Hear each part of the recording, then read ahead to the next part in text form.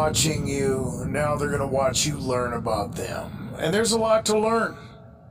There's a lot of techniques that are used against targeted individuals, okay? And, you want to let them do the work, right? They're the ones that are trying to accomplish all these things to make you hopeless, to make you paranoid, maybe even to make you volatile, to make you angry, to manipulate your emotions.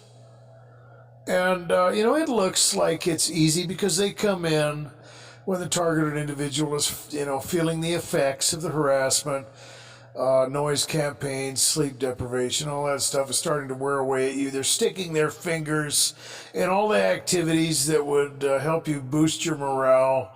And they know. They're like sharks. When it rains, it pours. And you're having a bad day, and they're all coming in. And you don't have to pretend like you're happy.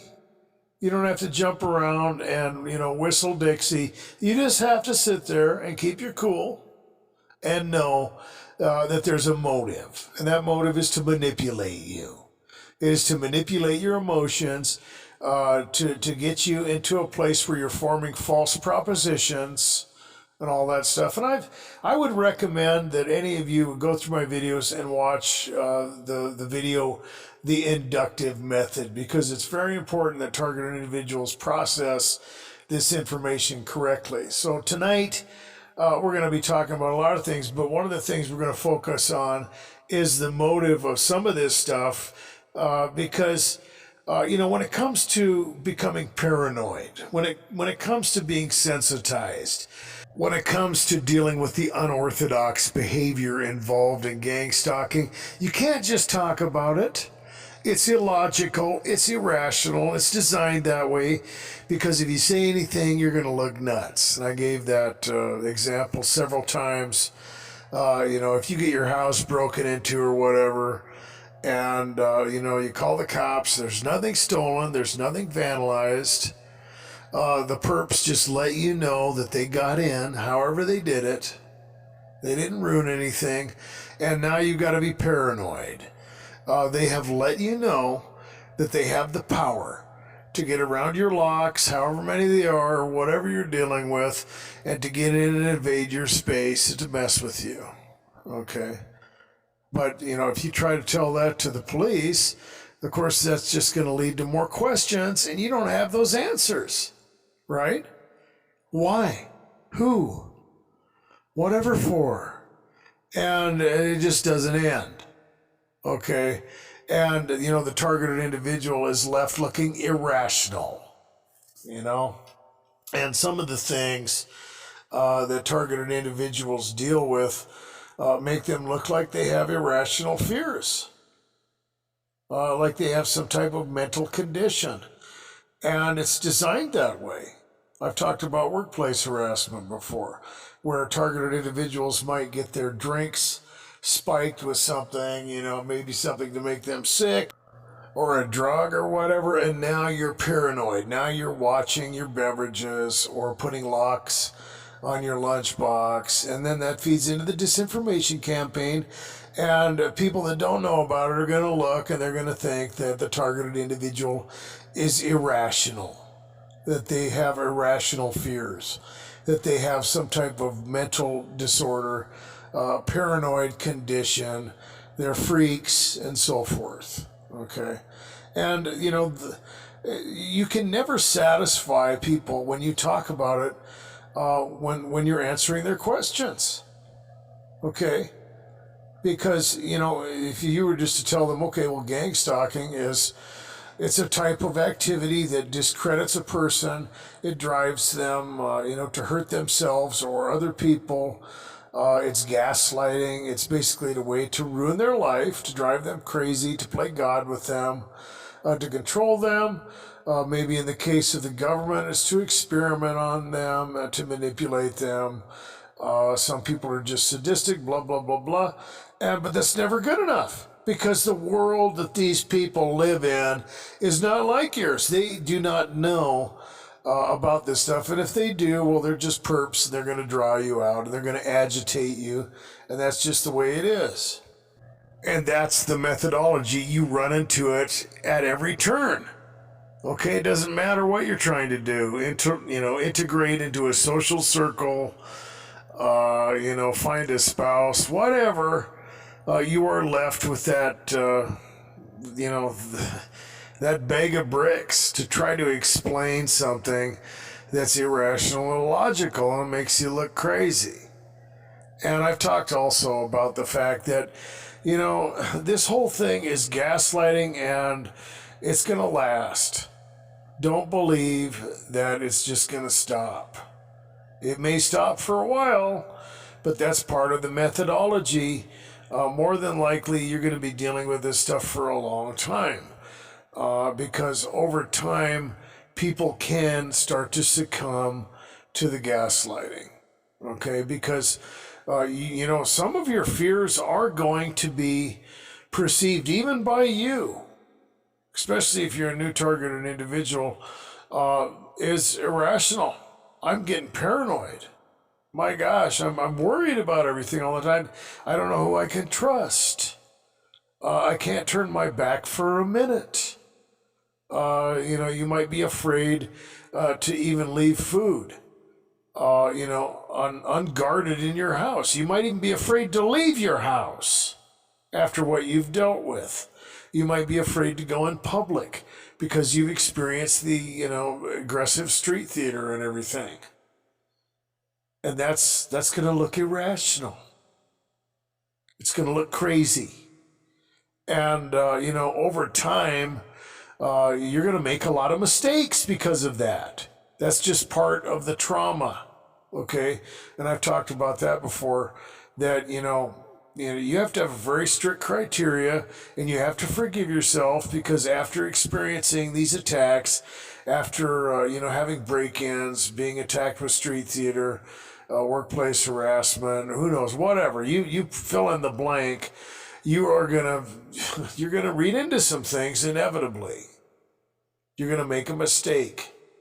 And if you've been subjected to the type of attacks that normal targeted individuals are subjected to do, it is very intense. And you're going to be very apprehensive, and you're going to be paranoid.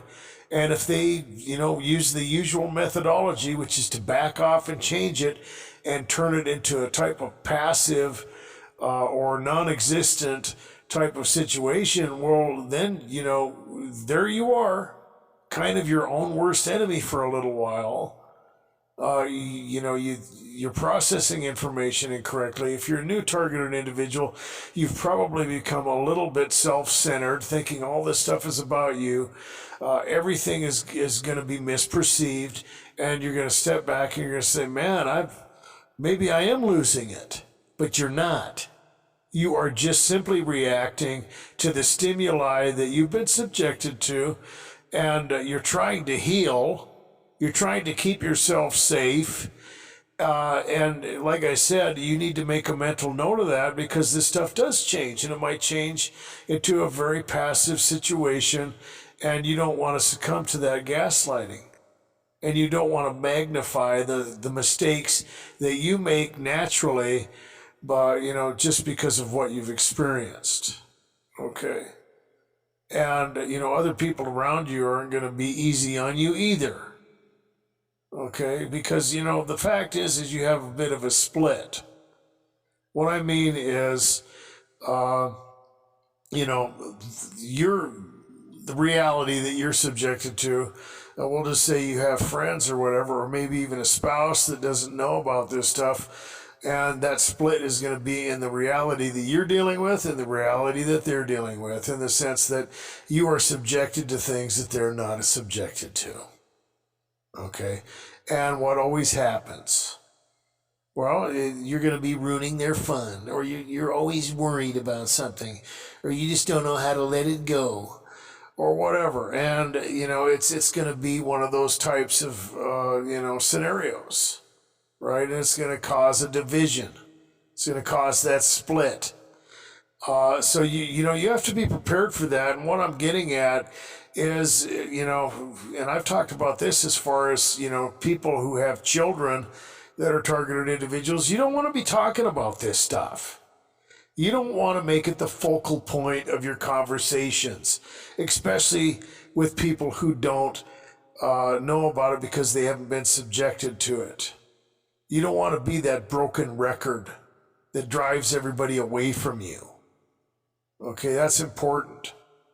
You don't want to be, constantly living in the past moment of when you were attacked and trying to convince people around you for affirmation that it happened and trying to, because, you are going to feel the effects of this stuff.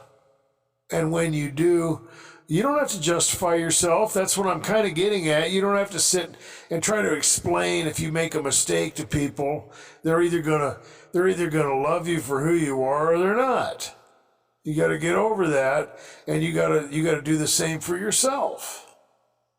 Okay, because you are going to be sensitized to irrational behavior. You're going to be sensitized to things that are not logical. Things that you can't explain to people.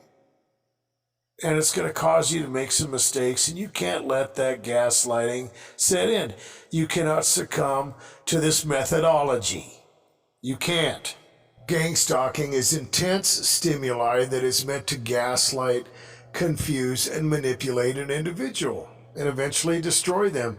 And it's done in a way that is going to be perceived by the people around the target as irrational and illogical. So if they try to get help, people are not going to believe them. And I would suggest that if you are trying to, get affirmation from people who don't know about this stuff, that you just, try to let this stuff go as much as possible. Try to distract yourself. Try to think about other things as much as possible, because that's also part of the gang stalking methodology. They want you to be consumed with this stuff. They want you to be triggered by all the things that you've been sensitized to and go down that pathway in your past of harassment, of negative emotions, and it all has reciprocity. Okay, it's going to have an effect.